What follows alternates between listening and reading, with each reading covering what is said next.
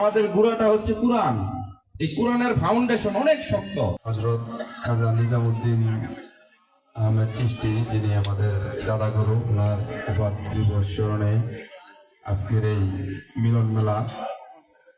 আসলে বিগত 2-3 বছর যাবৎ আমরা অনেক অনুষ্ঠান সবাই কম বেশি অংশগ্রহণ করেছি, কিন্তু আজকে দিনের মতো যে এখানে স্টেজে যে মুখগুলো আসছে, আসলে ওনাদেরকে আমরা অনেকভাবে আলাদাভাবে দেখছি, কিন্তু কখনোই এরকম ভাবে কাছাকাছি আমাদের এত সান্নিধ্য কখনো পাই না। আমরা হয়তো কখনো একা ছিলাম বা আমাদের পরিসরে, কিন্তু আমাদের আজকে যে অতিথিগুলা ফাউন্ডেশনটা খুব শক্ত। যেমন এই বিল্ডিংটা করা হয়েছে, এই বিল্ডিং এর ফাউন্ডেশন প্রায় 4 তলার মতো ইনস্ট্রুমেন্ট, কিন্তু আমাদের টার্গেট 2 তলা। তা আমাদের ধর্মের ফাউন্ডেশনটা 5 তলার মতোই, কিন্তু আমরা 1 তলা দিয়ে চালাইতেছি। আমাদের গুড়াটা হচ্ছে কোরআন। এই কোরআনের ফাউন্ডেশন অনেক শক্ত।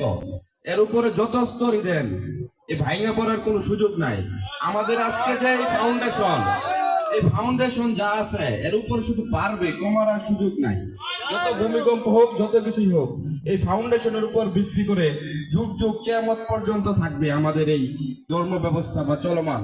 ব্যক্তি বিশেষ হয়তোবা মুখ ভিন্ন হইতে পারে, প্রচার ভিন্ন হইতে পারে, পদ্ধতিগত ভিন্ন হইতে পারে, কিন্তু কোরআনের যে আজকে গুরুজি এই পৃথিবীর বুকে, কেন বললাম আমার গুরু দেখে যদি বলি পৃথিবীর বুকে, আমার অতিরিক্ত প্রশংসা আমি কখনোই করি না।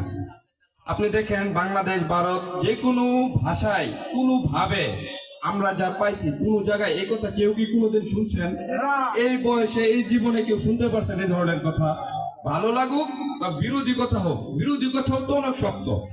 মানুষ বিরোধ করে অল্প কথায়, কিন্তু বিরোধের লেভেলটা দেখছেন, সর্বোচ্চ পর্যায়ের লেভেল। কতটা কনফিডেন্স থাকলে লেভেল করা যায়? অন্যত এমন পর্যায়ে নিয়ে গেছে যে লেভেলটার পরে কারো দাড়ি কমা থাকার, দ্বিতীয়বার কথা বলার আর ফাঁকা নাই, এরপরে তো আসলে কিছু বলার থাকে না।